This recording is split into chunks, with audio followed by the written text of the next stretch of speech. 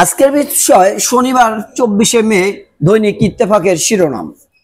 ৩৫৫ কোটি টাকা হাতিয়ে নিল 17 ছাপাখানা। নির্মমানের কাগজে ছাপা বিনামূল্যের 8 কোটি পাঠ্য বই শনাক্ত। শোকজ এনসিটিপির কালো তালিকাভুক্ত করার চিন্তা। মান যাচাইকারী প্রতিষ্ঠানগুলোর যোগসাজশে অভিযোগ। অনেকের চ্যালেঞ্জের মধ্যে আছি অর্থ উপদেষ্টা। কেবল ভোট আয়োজনের জন্য দায়িত্ব নেই নাই রিজওয়ানা হাসান। ইউনুস পদত্যাগ করে চলে গেলে বিকল্প খুঁজবে জাতি। সালাউদ্দিন আহমেদ। আরেকটা ১/১১ বন্দোবস্ত করার পায়তারা চলছে। নাহিদ ইসলাম। ক্রান্তিকালের ভ্রাতা ইউনুস আপনি সংস্কার কাজ সম্পন্ন করুন। মামুনুল হক। পদত্যাগ হবে ডক্টর ইউনুসের জন্য আত্মঘাতী ফরহাদ মজহার। অনেক চ্যালেঞ্জের মধ্যে আছি অর্থ উপদেষ্টা। গুজবে কান দেবেন না, বিভ্রান্ত হবেন না সেনাবাহিনী। রাজধানীতে ছিনতাইয়ের নতুন অস্ত্র হাতুড়ি। ব্রাহ্মণবাড়িয়া অ্যাম্বুলেন্সে ডাকাতি, মরদেহে অস্ত্রের কোপ, আহত নয়। জটিলতা সৃষ্টি করে মানবিমান গ্রহণযোগ্য নয়। আনু মুহাম্মদ। জাতীয় সক্ষমতার পরিবর্তে বিদেশ নির্ভরতা বাড়ানো সরকারের কাজ নয়।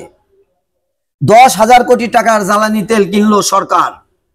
এনসিপিবি কিছু বিষয়ে হয়তুক বিবাদে লিপ্ত হয়েছে এবি পার্টি। গজারিয়াল খালে হঠাৎ জোয়ারের তোর, ভেসে গেছে শতাধিক গরু, 41টি মৃত্যু অবস্থায় উদ্ধার। যশোরের কৃষক দল নেতা হত্যার ঘটনায় 20 বাড়ি ও 5 গাড়িতে আগুন। ঘের নিয়ে বিরোধে হত্যা অভিযোগ পরিবারের। পাবনায় নকল ইনজেকশনের কলেজ ছাত্রীর মৃত্যু, দোকান মালিককে 70,000 টাকা জরিমানা। 10,000 কোটি টাকার আম বাণিজ্যের আশা। রাজশাহী অঞ্চলের এক যুগে আমের দ্বিগুণ আবাদ, এবারে চীনেও যাবে আম।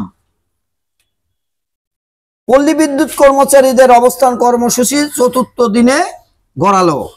হৃদযন্ত্রে যত্নে নেয় কাউফল। মঞ্চে এলো সুরঙ্গ। বিদেশি শিক্ষার্থী ভর্তি বন্ধের আদেশ আটকে দিল আদালত।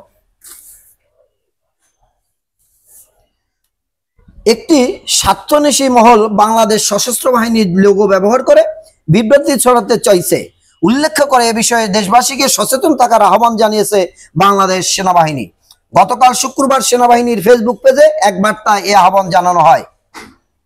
প্রিয় দেশবাসী, আপনারা যারা পেপার পত্রিকা পড়তে পছন্দ করেন আর দেশ বিদেশের খবর জানতে উৎসুক, তারা আমার এই চ্যানেলটি সাবস্ক্রাইব করে রাখতে পারেন। আমি জসিমউদ্দিন জীবন, আর আমার এই চ্যানেলের মাধ্যমে আপনাদের দেশ বিদেশের বিভিন্ন ধরনের বিভিন্ন কিছু তুলে ধরি। বেশিরভাগ সামাজিক উন্নয়নমূলক কাজ, সামাজিক সচেতনমূলক কাজ। বিস্তারিত আমার ভিডিও দেখে জেনে নেবেন। আসসালামু আলাইকুম।